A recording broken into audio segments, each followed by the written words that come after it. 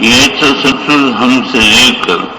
سفیان ابن عیینہ تک چلتا ہے جو تبع تابعین ہیں۔ تبع تابعین امت کا وہ طبقہ کہلاتا ہے جو تابعین کے بعد تھا، اور تابعین کا وہ طبقہ، تابعین کے نام سے وہ طبقہ مشہور ہے جو صحابہ کے بعد تھا، اور صحابہ وہ لوگ ہیں جنہوں نے نبی اکرم صلی اللہ علیہ وسلم کی صحبت پائی ہے، چاہے وہ ایک سیکنڈ کے لیے ہو۔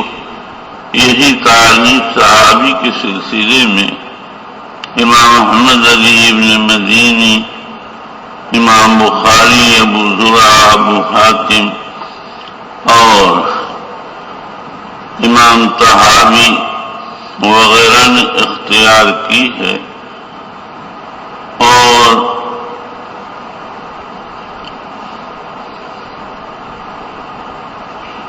اس تعریف پر وہ سارے لوگ صحابی ہیں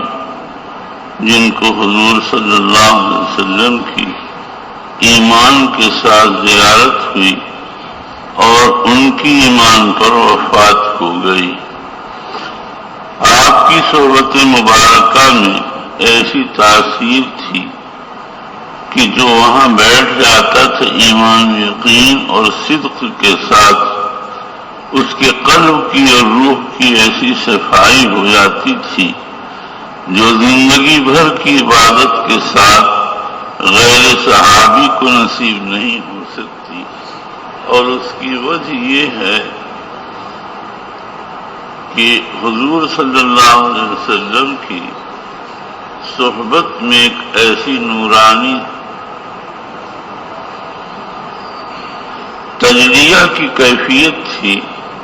کہ جو آپ کے پاس بیٹھ جاتا تھا اس کا اندرون نہایت مصفا مجلہ ہو جاتا تھا،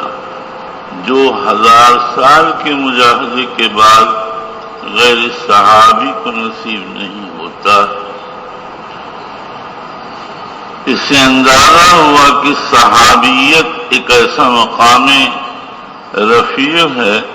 جو کسی اور کو حاصل نہیں ہوتا ہے، اور یہیں سے بات سمجھ میں آتی ہے کہ اس عالی مرتبہ طبقہ کا ایسا اکرام ہونا چاہیے جس کے بعد اکرام کا کوئی درجہ باقی نہ رہے۔ اور حدیث شریف سے یہ بات ثابت ہے، اور علماء نے ترخیص کر کے یہ بات لکھ دی ہے کہ صحابہ رضی اللہ عنہم اجمعین کے درجے کو چاہے وہ ایک سیکنڈ کی صحبت پائے ہوئے ہوں کسی اور کو نصیب نہیں ہو سکتی ہے۔ اس لیے ان کا اکرام کیا جائے، ان کا احترام کیا جائے، ان پر تبصرے نہ کیے جائے، ان کے باہمی مشاجرات کے سلسلے میں زبان بند رکھی جائے۔ باوصف صحابیت وہ انسان تھے، ان میں انسانی خصائل اور اخلاق موجود تھے، کبھی کبھی اس کا ظہور ہوتا تھا، لیکن ان کو صحبت کا جو عالی مقام نصیب تھا اس کی وجہ سے ان خصائل کا جو ان سے ظہور ہوتا تھا وہ پھر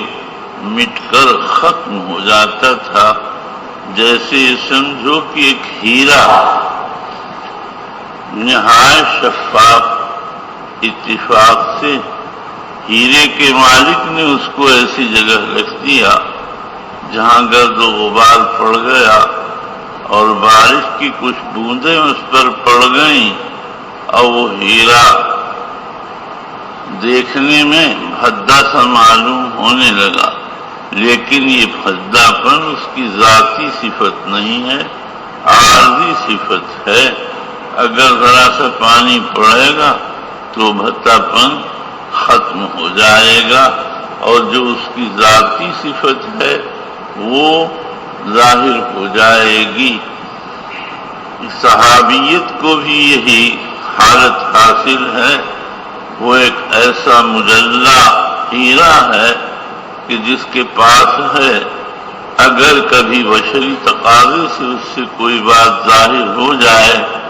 تو یہ ممکن ہے، ہو سکتا ہے، ہوئی ہے، لیکن وہ بشری اثر ان کی ذاتی جوہر کو